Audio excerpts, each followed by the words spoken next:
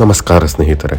ಸಮುದ್ರದ ಮಧ್ಯೆ ಎಷ್ಟೇ ನೀರಿದ್ದರೂ ಕೂಡ ಕುಡಿಯಲು ಒಂದು ಹನಿ ನೀರು ಸಿಗೋದಿಲ್ಲ ಎಂಬ ಮಾತು ಕೇಳಿದ್ದೀರಲ್ವೇ? ಆದರೆ ಭಾರತ ಈ ಮಾತನ್ನೇ ಸುಳ್ಳು ಮಾಡಲು ಹೊರಟಿದೆ.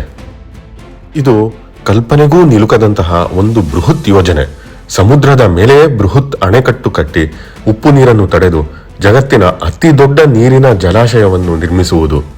ಇದು ಕೇವಲ ಕಲ್ಪನೆಯಲ್ಲ, ಇದು ಗುಜರಾತ್ನ ಗಲ್ಫ್ ಆಫ್ ಖಂಭಾತ್ನಲ್ಲಿ ಪ್ಲಾನ್ ಆಗುತ್ತಿರುವ ಕಲ್ಪಸರ್ ಯೋಜನೆ.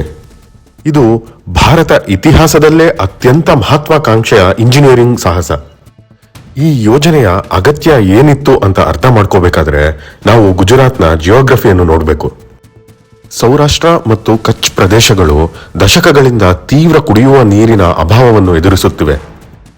ಆದರೆ ಇನ್ನೊಂದೆಡೆ ಭಾರತದ ಪ್ರಮುಖ ನದಿಗಳಾದ ನರ್ಮದಾ, ತಾಪ್ತಿ, ಸಬರ್ಮತಿ ಮತ್ತು ಮಹಿ ಪ್ರತಿ ವರ್ಷ ಕೋಟ್ಯಾಂತರ ಲೀಟರ್ ನೀರನ್ನು ಗಲ್ಫ್ ಆಫ್ ಖಂಭಾತ್ ಮೂಲಕ ಅರೇಬಿಯನ್ ಸಮುದ್ರಕ್ಕೆ ಹರಿಸುತ್ತವೆ. ಈ ಅಪಾರ ಪ್ರಮಾಣದ ನೀರು ಸಮುದ್ರ ಸೇರಿ ಉಪ್ಪು ನೀರಾಗಿ ಪೋಲಾಗುತ್ತಿತ್ತು. ಈ ನೀರನ್ನು ಸಮುದ್ರದಲ್ಲಿ ಪೋಲು ಮಾಡುವ ಬದಲು ಅದಕ್ಕಿಂತ ಮುಂಚೆಯೇ ತಡೆದು ಸಂಗ್ರಹಿಸಿದರೆ ಹೇಗೆ ಎನ್ನುವ ಕಲ್ಪನೆಯೇ ಈ ಕಲ್ಪಸರ್. ಈ ಕಲ್ಪಸರ್ ಯೋಜನೆಯ ಅಸಲಿ ಪವಾಡ ಇರುವುದೇ ಇದರ ಇಂಜಿನಿಯರಿಂಗ್ ಡಿಸೈನ್ನಲ್ಲಿ. ಇದರಿಂದ ಸೌರಾಷ್ಟ್ರ ಮತ್ತು ಮಧ್ಯ ಗುಜರಾತ್ನ 10 ಲಕ್ಷ ಹೆಕ್ಟೇರ್ಗೂ ಹೆಚ್ಚು ಕೃಷಿ ಭೂಮಿಗೆ ನೀರಾವರಿ ಸೌಲಭ್ಯ ಸಿಗಲಿದೆ. ನೂರಾರು ಹಳ್ಳಿಗಳು ಮತ್ತು ನಗರಗಳ ಕುಡಿಯುವ ನೀರಿನ ಸಮಸ್ಯೆ ಶಾಶ್ವತವಾಗಿ ಪರಿಹಾರವಾಗಲಿದೆ. ಈ 60 ಕಿಲೋಮೀಟರ್ ಬೃಹತ್ ಅಣೆಕಟ್ಟಿನ ಮೇಲ್ಭಾಗದಲ್ಲಿ 10 ಲೇನ್ ಎಕ್ಸ್ಪ್ರೆಸ್ ವೇ ಮತ್ತು ರೈಲ್ವೆ ಮಾರ್ಗವನ್ನು ನಿರ್ಮಿಸಲು ಯೋಜಿಸಲಾಗಿದೆ. ಇದರಿಂದ ಭಾವನಗರ ಮತ್ತು ಸೂರತ್ ನಡುವಿನ ಪ್ರಯಾಣದ ಅಂತರ 200 ಕಿಲೋಮೀಟರ್ಗಳಷ್ಟು ಕಡಿತಗೊಳ್ಳಲಿದೆ. ಗಂಟೆಗಟ್ಟಲೆ ಪ್ರಯಾಣದ ಸಮಯ ಮತ್ತು ಕೋಟ್ಯಾಂತರ ರೂಪಾಯಿಯ ಇಂಧನ ಉಳಿತಾಯವಾಗುತ್ತೆ. ಹಾಗೆ ಅಲ್ಲಿನ ಕರಾವಳಿ ತೀರದ ಉಪ್ಪು ನೀರಿನ ಪ್ರಮಾಣ ಕಡಿಮೆಯಾದಾಗ ಭೂಗರ್ಭದ ನೀರಿನ ಮಟ್ಟ ಹೆಚ್ಚಾಗುತ್ತದೆ. ಲಕ್ಷಾಂತರ ಹೆಕ್ಟೇರ್ನಷ್ಟು ನಿರುಪಯುಕ್ತ ಕೃಷಿ ಭೂಮಿ ಮತ್ತೆ ಉಪಯುಕ್ತ ಕೃಷಿ ಭೂಮಿಯಾಗಿ ಮಾರ್ಪಾಡಾಗುತ್ತದೆ. ಹಾಗೆ ಜಲಾಶಯದ ಸುತ್ತಮುತ್ತ ಗಾಳಿ ಮತ್ತು ಸೋಲಾರ್ ಎನರ್ಜಿಯ ಮೂಲಕ ಸಾವಿರಾರು ಮೆಗಾವ್ಯಾಟ್ ಉತ್ಪಾದಿಸಬಹುದಾದ ರಿನ್ಯೂಯಬಲ್ ಎನರ್ಜಿ ಸೋರ್ಸ್ಗಳನ್ನು ನಿರ್ಮಿಸುವ ಯೋಜನೆ ಇದೆ. ಆದರೆ ಇಷ್ಟೊಂದು ದೊಡ್ಡ ಯೋಜನೆಯನ್ನು ಅನುಷ್ಠಾನಗೊಳಿಸುವುದು ಅಷ್ಟು ಸುಲಭದ ಮಾತಲ್ಲ. ಇಂಜಿನಿಯರ್ಗಳ ಮುಂದೆ ಸಾಲು ಸಾಲು ಟೆಕ್ನಿಕಲ್ ಚಾಲೆಂಜ್ಗಳಿವೆ. ಇಲ್ಲಿ ಅತ್ಯಂತ ಎತ್ತರದ ಸಮುದ್ರದ ಅಲೆಗಳು ಏಳುತ್ತವೆ. ಪ್ರತಿದಿನ ಸುಮಾರು 10 ರಿಂದ 11 ಮೀಟರ್ನಷ್ಟು ಎತ್ತರದ ಅಲೆಗಳು ಏಳುತ್ತವೆ. ಇಂತಹ ಭೀಕರ ಅಲೆಗಳನ್ನು ತಡೆಯುವುದು ಸಣ್ಣ ಮಾತಲ್ಲ. ಮತ್ತು ಗುಜರಾತ್ ಮುಂಚಿನಿಂದಲೂ ಭೂಕಂಪ ಪೀಡಿತ ಪ್ರದೇಶ. ಅಂದ್ರೆ ಈ ಅಣೆಕಟ್ಟು ರಿಕ್ಟರ್ ಮಾಪಕದಲ್ಲಿ 8ಕ್ಕೂ ಹೆಚ್ಚು ತೀವ್ರತೆಯ ಭೂಕಂಪನವನ್ನು ತಡೆಯುವಷ್ಟು ಗಟ್ಟಿಯಾಗಿರಬೇಕು. ಇಲ್ಲಿ ಇನ್ನೊಂದು ವಿಷಯ ಕೂಡ ಗಂಭೀರವಾಗಿ ಪರಿಗಣಿಸಬೇಕಾಗುತ್ತೆ. ಸಮುದ್ರದ ಪರಿಸರ ವ್ಯವಸ್ಥೆ ಬದಲಾಗೋದ್ರಿಂದ ಸ್ಥಳೀಯ ಮೀನುಗಾರರ ಜೀವನೋಪಾಯ ಮತ್ತು ಜಲಚರಗಳ ಮೇಲೆ ಬೀರುವ ಪರಿಣಾಮದ ಬಗ್ಗೆಯೂ ಕಳವಳಗಳಿವೆ.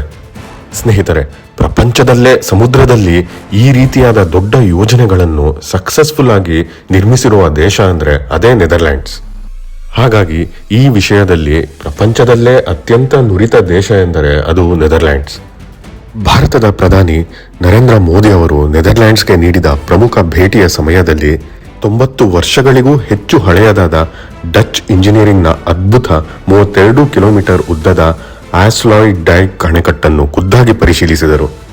ಈ ಭೇಟಿಯ ಫಲವಾಗಿ ಭಾರತದ ಜಲಶಕ್ತಿ ಸಚಿವಾಲಯದ ಮತ್ತು ನೆದರ್ಲ್ಯಾಂಡ್ಸ್ನ ಮೂಲಸೌಕರ್ಯ ಮತ್ತು ಜಲ ನಿರ್ವಹಣಾ ಸಚಿವಾಲಯಗಳ ನಡುವೆ ತಾಂತ್ರಿಕ ಸಹಕಾರದ ಮಹತ್ವದ ಒಪ್ಪಂದ ಲೆಟರ್ ಆಫ್ ಇಂಟೆಂಟ್ಗೆ ಸಹಿ ಹಾಕಲಾಯಿತು. ನೆದರ್ಲ್ಯಾಂಡ್ಸ್ನ ಇಂಜಿನಿಯರಿಂಗ್ ಮತ್ತು ಸಮುದ್ರ ತಡೆಗೋಡೆಗಳ ನಿರ್ಮಾಣದ ತಂತ್ರಜ್ಞಾನ ಈಗ ಭಾರತದ ಕಲ್ಪಸಾರ್ ಯೋಜನೆಗೆ ಬಳಕೆಯಾಗುತ್ತಿದೆ. ಇದೇ ಕಾರಣಕ್ಕೆ ಭಾರತ ಸರ್ಕಾರ ಹಾಗೂ ಪ್ರಪಂಚದ ಶ್ರೇಷ್ಠ ಇಂಜಿನಿಯರ್ಗಳು ಸುದೀರ್ಘ ಅಧ್ಯಯನ ಮತ್ತು ಸಿಮ್ಯುಲೇಷನ್ಗಳನ್ನು ನಡೆಸುತ್ತಿದ್ದಾರೆ. ಚೆನ್ನೈನ ರಾಷ್ಟ್ರೀಯ ಕರಾವಳಿ ಸಂಶೋಧನಾ ಕೇಂದ್ರ ಅಥವಾ national centre of coastal research ಮತ್ತು ಅಂತಾರಾಷ್ಟ್ರೀಯ ತಜ್ಞರ ತಂಡಗಳು ಅತ್ಯಂತ ನಿಖರವಾದ ಡಿಪಿಆರ್ ಸಿದ್ಧಪಡಿಸುತ್ತಿವೆ. ಕಲ್ಪಸರ್ ಯೋಜನೆ ಪರಿಸರ ಸ್ನೇಹಿಯಾಗಿ ಹಾಗೂ ಅತ್ಯಂತ ಬಲವಾಗಿ ನಿಲ್ಲಲು ಪ್ರತಿಯೊಂದು ಹೆಜ್ಜೆಯನ್ನು ಅತ್ಯಂತ ಎಚ್ಚರಿಕೆಯಿಂದ ಇಡಲಾಗುತ್ತಿದೆ. ಸ್ನೇಹಿತರೆ, ಸಾಧ್ಯವಿಲ್ಲದನ್ನು ಸಾಧ್ಯವಾಗಿಸುವುದೇ ಇಂಜಿನಿಯರಿಂಗ್ನ ಕಲೆ.